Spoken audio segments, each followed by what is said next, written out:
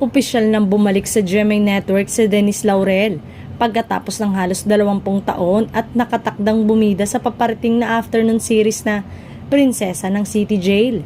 Sa teaser para sa palabas na nag-premiere kamakailan, itinampok si Denise sa isang kapansin-pansin anthologist role as Divina, the formidable character na hahamon sa buhay ng mga lead stars na sina Sofia Pablo at Allen Ansay.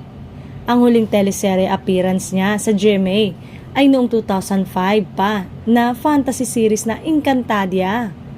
Ang huling papel ni Denise ay ang VIU seryeng Flower of Evil noong 2022.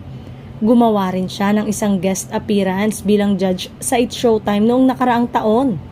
Sa nakalipas na 3 taon, si Denise nakatutok sa pagiging influencer. Pinapanatili siyang updated ang fans sa social media.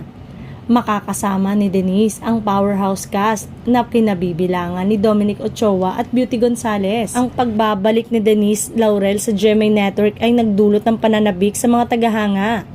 Ang Prinsesa ng City Jail ay nakatakdang mag-premiere sa January 13, 2025.